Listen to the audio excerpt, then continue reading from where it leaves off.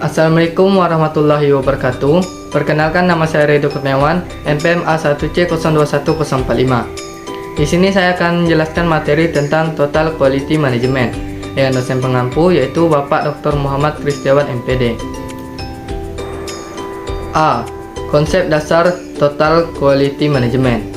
Pada dasarnya, setiap lembaga pendidikan atau sekolah menginginkan memiliki mutu yang tinggi dan unggul. Untuk mewujudkan mutu pendidikan yang tinggi dan unggul tersebut, lembaga pendidikan harus menerapkan dan melaksanakan Total Quality Management atau manajemen mutu terpadu. Total Quality Management atau TQM itu merupakan suatu usaha keras yang membutuhkan kerjasama dari semua instansi pendidikan terkait perwujudan mutu dalam lembaga pendidikan atau sekolah. Pada awalnya, Total Quality Management itu berasal dari dunia bisnis dan diterapkan khusus pada dunia perusahaan saja. Tetapi seiring berjalannya waktu, Total Quality Management juga diterapkan dalam dunia pendidikan atau sekolah. B.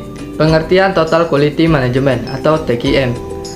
Menurut Zahroh pada tahun 2013, TQM merupakan suatu pendekatan dalam usaha memaksimalkan daya saing melalui perbaikan secara terus-menerus atau continuous improvement atas jas, manusia, produk, dan lingkungan.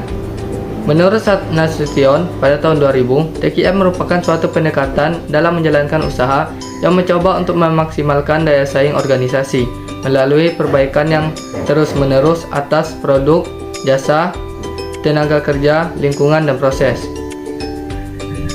3. Menurut Haberer dan Webb pada tahun 2010 mengemukakan bahwa TQM sebagai proses yang mencakup semua yang melibatkan setiap orang dalam organisasi dalam mengidentifikasi dan meningkatkan setiap aspek layanan dan setiap produk. Berdasarkan pengertian beberapa ahli di atas mengenai TQM, paling tidak terdapat 4 konsep dalam TQM, yaitu quality, kepuasan pelanggan, perbaikan secara terus-menerus, dan menyeluruh di semua komponen organisasi. C. Pemikir-pemikir Total Quality Management atau TQM. Ada satu yaitu W. Edward Deming pada tahun 1090 sampai 1993. 2. Yaitu J.M. Juran pada tahun 1904 sampai 2008. 3. Yaitu Armand V. Feigenbaum yaitu pada tahun 1992. Dan keempat yaitu Philip B. Crosby pada tahun 1926 sampai 2001.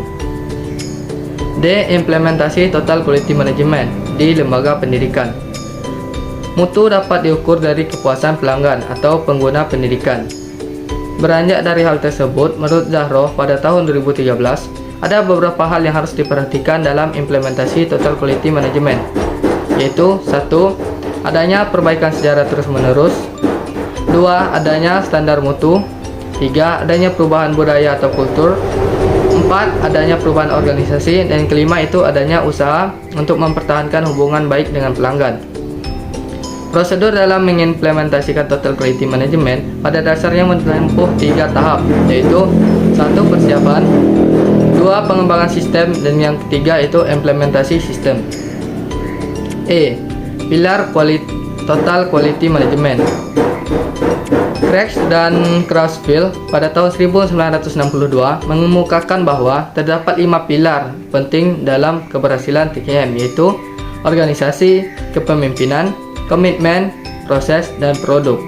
Dalam penjelasannya, Craig pada tahun 1956 menghubungkan antara pilar-pilar tersebut sebagai berikut. Produk adalah titik sentral untuk tercapainya tujuan dan pencapaian organisasi.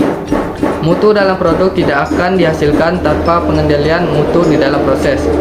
Mutu di dalam proses tidak akan terjamin tanpa organisasi yang tepat dan efektif. Organisasi yang tepat dan efektif tidak ada artinya tanpa pemimpin yang memadai. Komitmen dan semua komponen organisasi dari bawah ke atas merupakan pilar pendukung bagi semua komponen lainnya. Setiap pilar tergantung pada keempat pilar yang lain, dan kalau salah satu lemah, dengan sendirinya pilar yang lain juga lemah. F. Hambatan implementasi Total Quality Management di lembaga pendidikan. Setidaknya ada dua faktor yang dapat menjelaskan mengapa upaya perbaikan mutu pendidikan selama ini kurang atau tidak berhasil menurut Zahroh pada tahun 2013. Itu satu, strategi pembangunan lebih bersifat input oriented. Itu strategi yang demikian lebih berstandar pada asumsi bahwa bila mana semua input pendidikan telah terpenuhi, seperti penyediaan buku, alat belajar lainnya, sarana pendidikan, pelatihan guru, dan tenaga kependidikan lainnya, maka secara otomatis lembaga pendidikan atau pendidikan dasar, menengah, dan atas akan dapat menghasilkan output atau keluaran yang bermutu sebagaimana yang diharapkan. 2.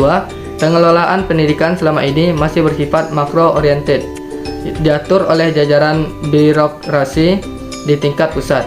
Akibatnya, banyak faktor yang diproyeksikan di tingkat makro atau pusat tidak terjadi atau tidak berjalan sebagaimana mestinya di tingkat makro atau lembaga pendidikan. Dan kata lain, kompleks yang mencakupan permasalahan pendidikan sering kali tidak dapat diperkirakan secara utuh dan akurat oleh birokrasi pusat. G. Filosofi baru. Menurut Prawiro Sentono pada tahun 2007 dalam bukunya berjudul Filosofi Baru tentang Manajemen Mutu Terpadu, bahwa para manajer atau pemimpin harus membuat produk dengan mutu yang sesuai dengan kebutuhan masyarakat. Tujuannya agar produk yang dibuat dapat dipakai dalam masyarakat, karena produk mempunyai mutu yang sesuai dengan kebutuhan masyarakat. Dasar dari filosofi mutu produk mempunyai beberapa prinsip. Itu satu, tidak ada pendekatan tunggal untuk memecahkan masalah mutu produk dalam organisasi. Dua, produk bermutu prima hanya dihasilkan oleh organisasi yang mempunyai struktur organisasi yang baik, proses produksi yang handal, dan manajemen pembelian bahan baku yang juga sangat baik. Itulah tadi materi yang dapat saya sampaikan. Semua bermanfaat. Saya akhiri. Wassalamualaikum warahmatullahi wabarakatuh.